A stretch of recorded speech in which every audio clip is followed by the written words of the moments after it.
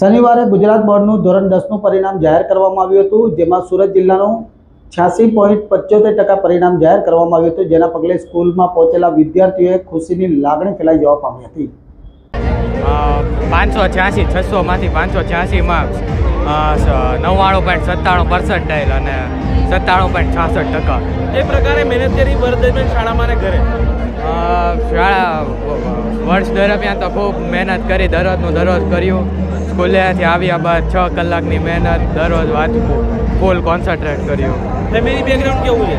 Family તરફથી ખૂબ support મળ્યો, ફ્રેન્ડ તરફથી પણ ખૂબ સપોર્ટ મળ્યો. માતા પિતા શું કરે તમારા? પપ્પા ટેક્સટાઇલમાં છે અને માતા ઘર હાઉસવાઈફ છે. આ પરિણામનું શ્રેય તમે કોને આપશો? આ પરિણામનું શ્રેય મારા માતા પિતા, વડીલો, શિક્ષકો અને મારા મિત્રોને આપું. આગળ કઈ 99.35 PR આવ્યા છે અને 94.83% આવ્યા. શાળામાં કઈ પ્રકારે મહેનત કરી વર્ષ દરમિયાન?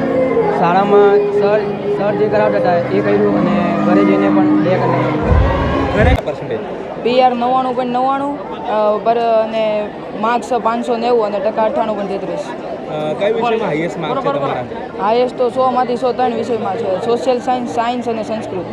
હવે કઈ પ્રકારે મહેનત કરી આખું વર્ષ દરમિયાન તમે? મહેનત તો ખૂબ જ હતી અને 6 થી 6.5 કલાકનું દરરોજનું રીડિંગ હતું. માતા પિતાનો ફૂલ સપોર્ટ હતો અને શિક્ષકોને પણ ફૂલ સપોર્ટ આપ્યો. શાળામાં કઈ પ્રકારે મહેનત કરવામાં આવતી હતી? શાળામાં તો દરરોજ 7 વાગ્યાથી શરૂ થતી સ્કૂલ અને 4 વાગે પૂરી થતી, અને જેને ક્વેરી હોય એને 1 કલાક વધારે પણ રોકાવાનું, અને દરરોજ પેપર લેવાતા એક દિવસે. ફેમિલી બેકગ્રાઉન્ડ કેવું છે? માતા પિતા શું કરે છે? મારા પિતા રોલ પાલિશ કરે છે અને મારી માતા હાઉસવાઈફ છે. હવે આગળ કઈ ફેકલ્ટીમાં અભ્યાસ કરવા ઈચ્છો છો? આગળ તો ડૉક્ટર બનવાનું છે, ન્યુરોસર્જન. જે બાળકો નાપાસ થાય અથવા ઓછા માર્ક્સ આવે તેને શું મેસેજ આપે? એને તો દરરોજ રીડિંગ કરવું પડે અને જેટલા શિક્ષકો કહે એટલું બધું કરવું પડે. કઈ પ્રકારે પરિણામ રહ્યું શાળાનું આ વખતે? પરિણામની વાત કરવા જોઈએ તો એક્સ્ટ્રા ઓર્ડિનરી લેવલ પરનું પરિણામ છે, અને સરકારે જે આ સ્ટેપ ભર્યું છે, વિદ્યાર્થીઓને મેક્સિમમ પરિણામ આપ્યું છે, એના કારણે વિદ્યાર્થીઓમાં પણ કોન્ફિડન્સ છે.